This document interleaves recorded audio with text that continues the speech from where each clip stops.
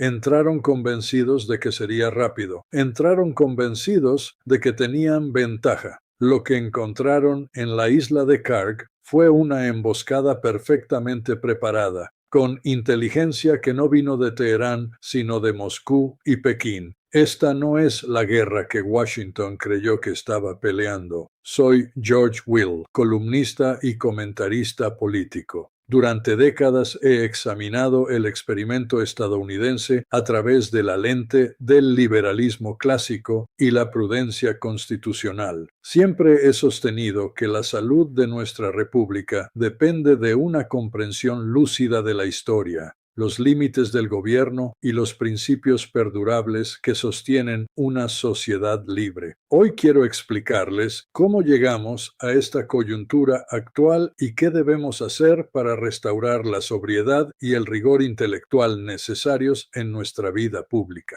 Si este análisis les resulta valioso, les pido que se suscriban ahora mismo a este canal de YouTube, que activen la campana de notificaciones para no perderse ninguna transmisión y que compartan este video con quienes creen que merecen entender lo que está ocurriendo más allá de los titulares superficiales. Cuéntenme también desde dónde nos siguen, desde México, desde España, desde Argentina, desde Colombia o desde cualquier rincón del mundo hispanohablante. Su presencia aquí es parte de esta conversación y me alegra enormemente tenerlos. Den like si valoran el análisis riguroso e imparcial, porque eso es lo único que ofrezco. Las autoridades iraníes acaban de hacer pública una declaración de una gravedad que no puede ignorarse. Según el portavoz del cuartel general de las Fuerzas Armadas de Irán, el ejército invasor estadounidense, ante el poderoso ataque de sus Fuerzas Armadas y la destrucción de varias posiciones en la región, habría huido de sus bases y se habría ocultado en escondites fuera de las instalaciones militares convencionales. Afirman que 2 de esos escondites fueron localizados. En el primero se encontraban más de 46 personas, en el segundo más de 62, en lo que describen como un escondite doble. Ambas posiciones, según esta versión, fueron identificadas y atacadas con misiles y con drones de la Fuerza Aérea y la Armada iraníes. Las ambulancias, según esta misma declaración oficial iraní, han estado operando durante horas, trasladando a comandantes y oficiales estadounidenses muertos y heridos. El mensaje que lanza el portavoz iraní es directo y, debo decirlo, deliberadamente intimidatorio. La región se convertirá en un cementerio para los soldados estadounidenses y no habrá salida para el ejército invasor. Ahora bien, es fundamental que comprendan el contexto epistemológico de esta información antes de extraer conclusiones apresuradas. Esta operación, concebida para desembarcar marines estadounidenses en la isla iraní de Karg, fracasó según múltiples fuentes que están siendo contrastadas en este momento. Sin embargo, debo ser completamente transparente con ustedes. En este momento de la transmisión no contamos con confirmación de fuentes occidentales. Lo que existe del lado occidental es un silencio absoluto. Y ese silencio en sí mismo es un dato que no puede pasarse por alto. La mayoría de las fuentes que están cubriendo este evento son fuentes no occidentales. Medios iraníes, cadenas del Golfo, agencias de noticias rusas y chinas, todos ellos están describiendo la misma secuencia de hechos. Esto no significa automáticamente que sea verdad, pero tampoco significa que sea mentira. Significa que debemos aplicar el mismo rigor crítico que aplicaríamos a cualquier declaración de cualquier gobierno en tiempos de guerra. He pasado décadas observando cómo los gobiernos, todos los gobiernos, democráticos o no, manejan la información en contextos de conflicto armado. La propaganda no es patrimonio exclusivo de los regímenes autoritarios. La omisión deliberada, el silencio calculado, la verdad a medias son herramientas que los gobiernos utilizan con igual maestría, independientemente de su sistema político. Por eso, cuando un bando acusa con cifras específicas y el otro guarda silencio total, es esa asimetría narrativa merece una reflexión profunda.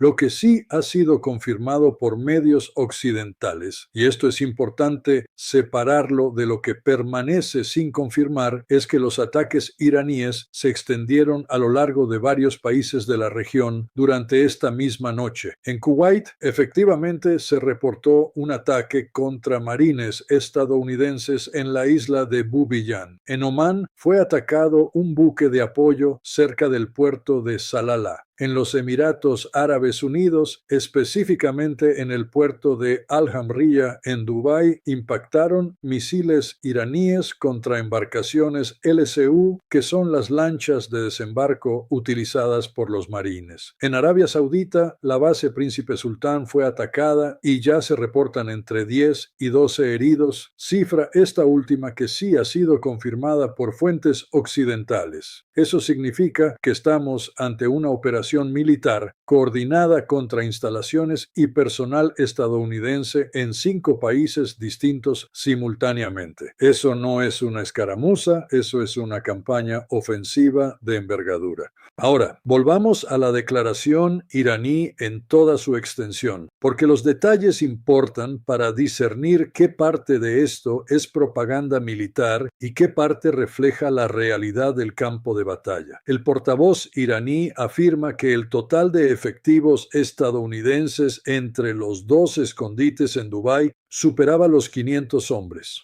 Dice también que el número de muertos y heridos supera esa misma cifra. A lo largo de todo este conflicto, el Pentágono ha reconocido únicamente entre 6 y 8 bajas. Reconocer 500 en una sola noche representaría, si se confirma, una magnitud de pérdidas sin precedente en ningún enfrentamiento estadounidense reciente. La pregunta que me formulo desde mi perspectiva como observador de décadas de política exterior estadounidense es esta: si estas cifras son completamente falsas, ¿por qué la administración no sale inmediatamente a desmentirlas con la misma contundencia y velocidad con que suele responder a cualquier narrativa que percibe como desfavorable? Cuando el año pasado fueron asesinados 3 soldados estadounidenses en Jordania, la cobertura mediática occidental fue masiva, inmediata y detallada. Los nombres de los caídos se dieron a conocer. Los debates sobre responsabilidad y respuesta llenaron los programas de opinión durante días. Hoy, con una acusación que habla de 500 bajas en una sola noche, el silencio de los medios occidentales es difícil de explicar, salvo que haya instrucciones muy precisas de no tocar el tema o que la realidad sobre el terreno sea tan incómoda que ninguna narrativa disponible la pueda contener sin generar una crisis política doméstica de primer orden. Los medios occidentales, debo decirlo, dependen de las fuentes militares para confirmar las bajas. Lo que el ejército no confirma oficialmente simplemente no existe para el gran público. Esa es una realidad estructural del periodismo de guerra en democracias como la nuestra, y es una realidad que tiene consecuencias profundas sobre lo que el ciudadano sabe y lo que no sabe de los conflictos en los que su país está comprometido. Irán, en cambio, no tiene ningún incentivo para ocultar estas cifras. Al contrario, publicarlas les sirve como elemento de disuasión, como propaganda de guerra y como mensaje político tanto hacia sus adversarios como hacia sus propios ciudadanos. Están diciéndole al mundo: sabemos dónde se esconden, sabemos dónde operan, podemos llegar hasta ellos incluso dentro del territorio de sus aliados. Y aquí llegamos a uno de los puntos que más me preocupa desde una perspectiva estratégica. La televisión iraní ha transmitido imágenes que describen como escenas del asalto fallido, hombres armados moviéndose desde varios puntos alrededor del lugar del desembarco, una emboscada bien organizada cerca de la instalación petrolera y soldados que justo después de tocar tierra se encontraron completamente cercados antes de que las fuerzas iraníes tomaran el control de las vías principales dentro de la instalación. Las fuentes fuentes señalan que los capturados fueron llevados al interior de la isla, donde fueron interrogados por oficiales de la Guardia Revolucionaria. De confirmarse este escenario, estaríamos hablando de la eliminación o inhabilitación de una fuerza del tamaño de un batallón en un solo golpe. Eso no sería un enfrentamiento menor. Eso cambiaría fundamentalmente el equilibrio de la narrativa de este conflicto. Existe además una dimensión de este conflicto que requiere atención y que tiene implicaciones geopolíticas de primer orden. Irán ha acusado que entre los efectivos presentes en los escondites de Dubái había asesores militares ucranianos específicamente desplegados para operar sistemas antidrón contra los aparatos Shahed de fabricación iraní. Ucrania ya salió a desmentirlo públicamente. Sin embargo, es un hecho conocido y documentado que el expresidente Trump personalmente solicitó ayuda al presidente Zelensky en materia de defensa antidrón, dado que Ucrania ha desarrollado experiencia considerable en este ámbito después de años enfrentando exactamente esa tecnología en su propio territorio. Zelensky respondió públicamente que su país tiene la capacidad y el conocimiento para ayudar, dado que los drones Shahed son de tecnología iraní y los ucranianos han desarrollado métodos efectivos para neutralizarlos.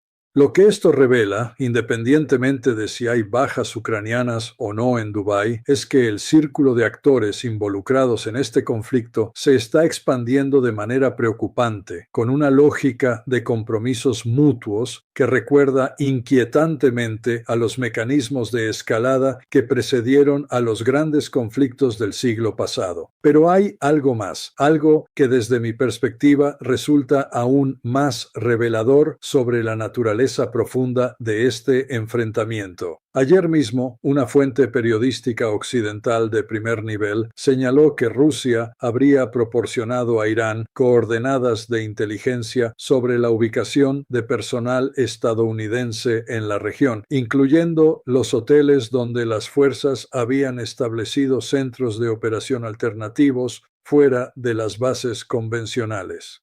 China, según esa misma fuente, también habría participado en este intercambio de inteligencia, identificando los movimientos de las fuerzas estadounidenses y transmitiéndoselos a Teherán. Si esto es cierto y no lo podemos confirmar con certeza absoluta en este momento, entonces no estamos hablando de Irán enfrentando a Estados Unidos. Estamos hablando de una guerra proxy en la que Rusia y China están utilizando a Irán como instrumento para desgastar el poder militar y el prestigio estratégico de Estados Unidos en Medio Oriente, exactamente de la misma manera en que la OTAN utilizó a Ucrania para desgastar a Rusia en el este de Europa. Esa simetría no es accidental. Hay en ella una lógica de reciprocidad geopolítica que debería estar al centro del debate estratégico en Washington y que, sin embargo,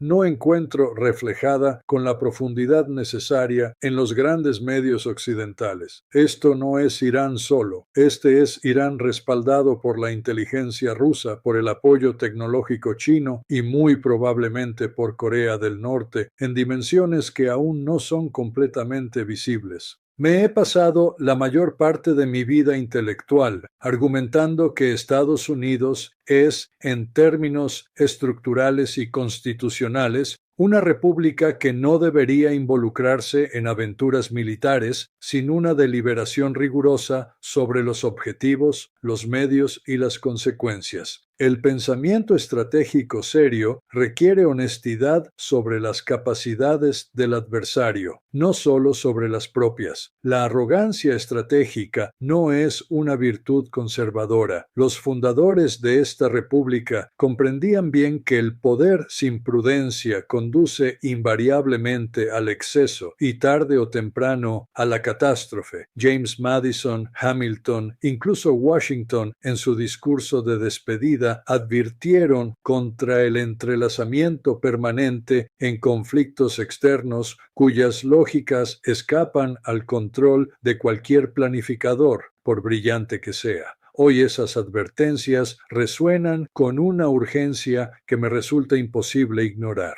Durante demasiado tiempo, los medios occidentales han construido una narrativa sobre Irán que lo presenta como un actor fundamentalmente débil. Un ejército obsoleto, una economía asfixiada, armas anticuadas sin verdadera capacidad de proyección. Lo que está ocurriendo sobre el terreno en estas horas nos obliga a revisar esa narrativa con seriedad intelectual. No porque Irán sea invencible, no lo es, sino porque la arrogancia estratégica basada en subestimar al adversario ha sido históricamente una de las causas más frecuentes de los grandes fracasos militares.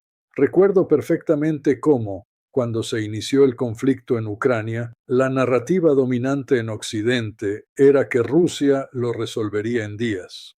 Hoy, años después, ese conflicto continúa. La similitud con la situación actual no debería ignorarse. Cuando se asumió que sería una victoria rápida, que el conflicto duraría un fin de semana, posiblemente ese cálculo hubiera sido correcto si la variable geopolítica se hubiera limitado a Irán solo. Pero Irán no está solo, y esa es la variable que cambia todo el análisis. Lo que está en juego ahora va más allá del resultado de una operación nocturna en una isla petrolera del Golfo Pérsico. Lo que está en juego es la credibilidad del poder disuasorio estadounidense en toda la región. Y en política exterior, la percepción de poder es, en muchas circunstancias, tan importante como el poder real. Si Estados Unidos decide escalar, tendrá que hacerlo sabiendo que sus fuerzas ya fueron golpeadas en territorio de aliados y que Irán ha demostrado capacidad de repetirlo. Si Estados Unidos decide no escalar, tendrá que aceptar un nuevo equilibrio de poder en Medio Oriente, uno en el que la credibilidad de su paraguas de seguridad habrá quedado seriamente cuestionada. Hay además una señal que me parece de enorme importancia y que se ha comenzado a filtrar en la cobertura de los últimos días. Al menos un país árabe de peso, aliado histórico de Estados Unidos, cercano a las corrientes dominantes en Washington y con vínculos directos con la órbita de la actual administración, está enviando señales de que prefiere encontrar una fórmula de convivencia con Irán antes que seguir siendo un teatro de operaciones en un conflicto que percibe como cada vez más impredecible. Eso, en términos estratégicos, es un revés de una magnitud que no puede subestimarse. Significa que los aliados regionales están comenzando a hacer sus propios cálculos de supervivencia, cálculos que ya no tienen como premisa central la capacidad de Estados Unidos para protegerlos de manera efectiva. El aislamiento estratégico, si se consolida, tiene consecuencias que van mucho más allá del campo de batalla inmediato.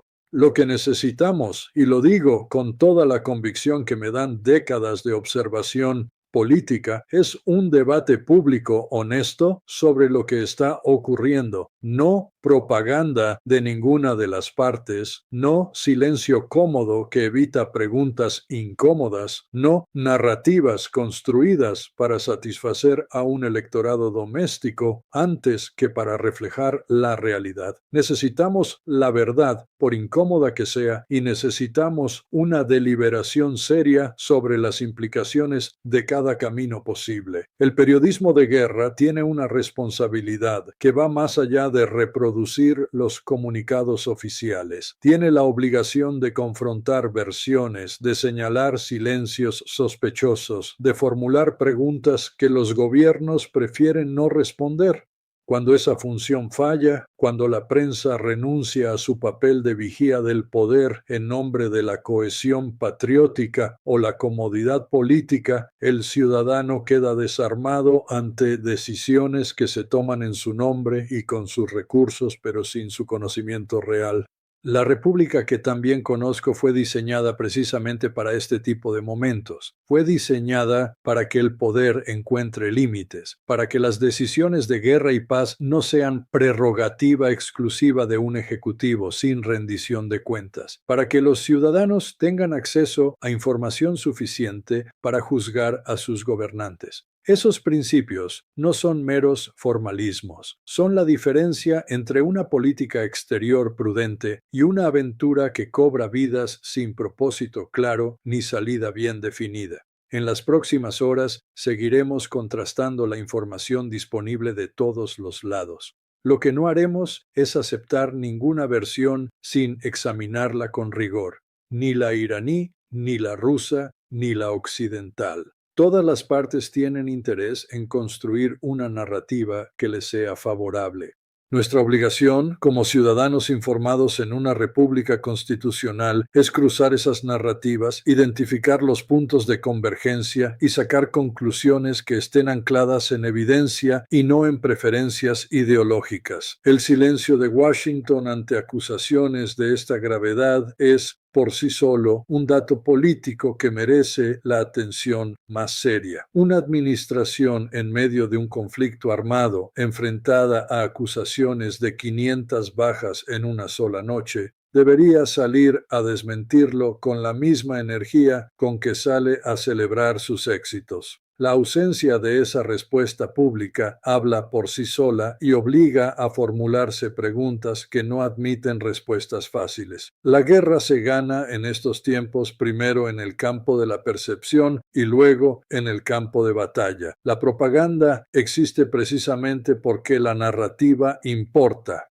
Lo que estamos viendo ahora es la ausencia incluso de la propaganda de uno de los bandos, y esa ausencia es, en sí misma, una forma de comunicación. Estaremos muy atentos a las confirmaciones que vayan llegando en las próximas horas. La situación es fluida, las cifras son preliminares y la verdad completa tardará en emerger, pero los contornos de lo que ocurrió anoche ya son suficientemente claros para concluir que este conflicto ha entrado en una fase distinta, más peligrosa, con una dinámica de escalada que ninguna de las partes parece estar gestionando con la frialdad y la prudencia que las circunstancias exigen. Los errores de cálculo en situaciones de este tipo no se corrigen fácilmente, tienen consecuencias que se prolongan durante generaciones, y es precisamente esa perspectiva generacional la que debería guiar a cualquier estadista que tome en serio su responsabilidad histórica. Les pido una vez más que den like a este video, que lo compartan con quienes creen que necesitan entender este momento con profundidad